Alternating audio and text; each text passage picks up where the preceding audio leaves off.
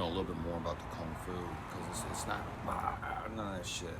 It's so there's three forms to it: Silam Tao, Chum Kyu, Bilji. Three open hand forms, nothing else. Two weapons forms, and then John Wooden Dummy. And like the first form, it's a system for life. Matter of fact, so I studied Muay Thai, Wing Chun Kung Fu, and I found out later because Muay Thai was also a master of the five excellences. So he, he was into calligraphy and stonework and painting and all kinds of shit. Well, they called him Muay Go Yan, and I was told it meant tall man Muay. And then later, after he passed, I found out that it meant holy man Muay.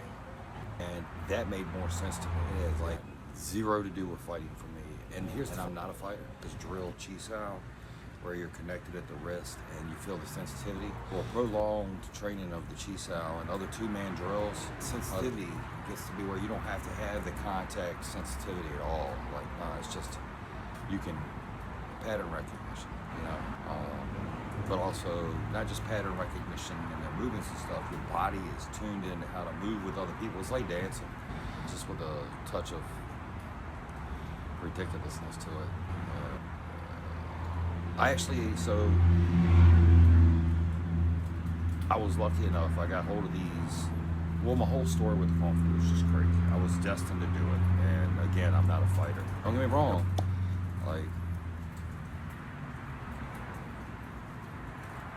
Love and hate go together, and I love everyone.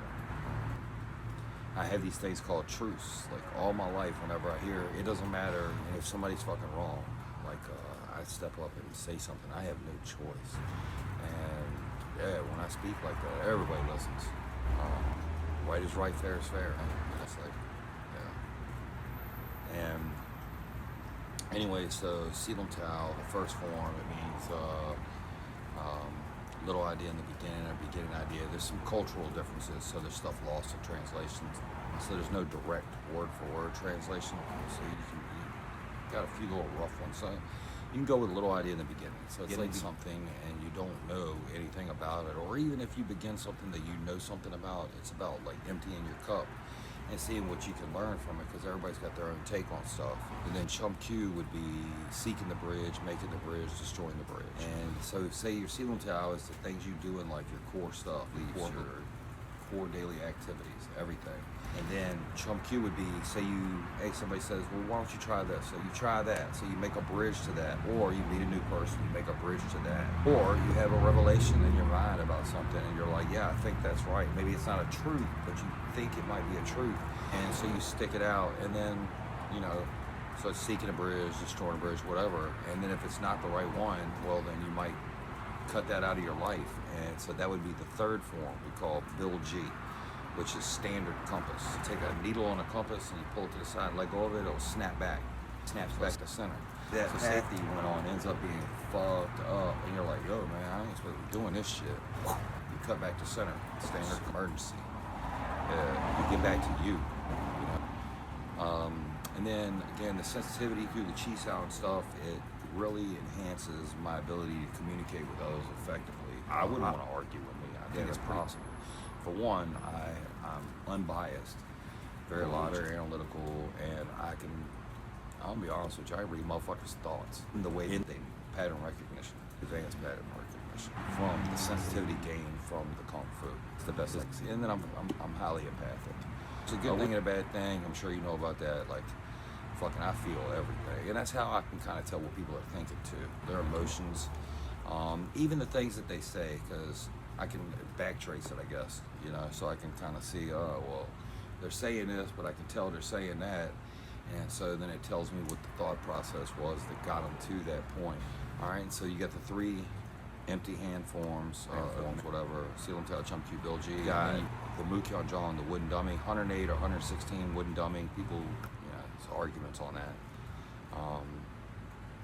And that teaches you like timing, distance, structure, on basics, but also as far as communication again, or arguing or anything, it's the angles, and it's also having enough understanding, spatial awareness to even verbally, so that when you're communicating with them, you're able to make sure that if you hit them with something, you hit them and you're solid with it. You're not, second guessing or anything. Yeah, so there's that, and then there's more to everything, by the way. You know that. Well, then there's the pole, which is the Luk Noon Boon Kwan 6.5 point pole, and so it says 6.5 point pole because there's points to it, but it's actually like 108 inches long. 108. Anyway, so it's rather long, and when you thrust it out to the side, you thrust it to where the tip goes. And what it does is it teaches you unwavering focus. It has you put all your energy into something that's extended out over a long distance and vibrating at the end. It means you had a total focus, a focal point on it. And then in life, what it does is it helps you with long-term goals and stuff like that. It's one way you can look at it, because it's unwavering focus towards what you're going after. Like, once I get a beat on something, I don't stop until it's fucking done. And then the last form would be the Bachando, the A-Way slashing knives, A-Way chopping knives. But better yet, it's the A-Way directional knives. And that one's a little bit harder to explain. And I'm still studying those, so I'm studying them a long time, and just really taking my time with it. The best thing I can explain for those that would make sense would be, how we have a biosphere, and you can strengthen that biosphere, and positive energy makes it bigger. Well, Kung Fu fucking makes that biosphere solid. And the things that you do physically through the forms, they affect you mentally. Well, when you're doing the knives, it kind of closes in that biosphere. And then there was this thing called an E8 lattice, or E8 sphere, and it came to me in a vision as an E8 sphere. Before I knew they called it a sphere, they were calling it a lattice. Started researching it, and I get into quantum physics a little bit, or quite a lot. And it goes hand in hand with the Kung Fu, honestly. Deep depths, the abstract, theories, concepts, and application. And the E8 lattice, I believe, is a tie between our biosphere and our consciousness. So the E8 spins. So say the biosphere surrounds us. The E8 lattice hooks to the divine mechanism, and say it comes here, and it's part of your consciousness, and you can, people talk about manifesting or whatever. You can really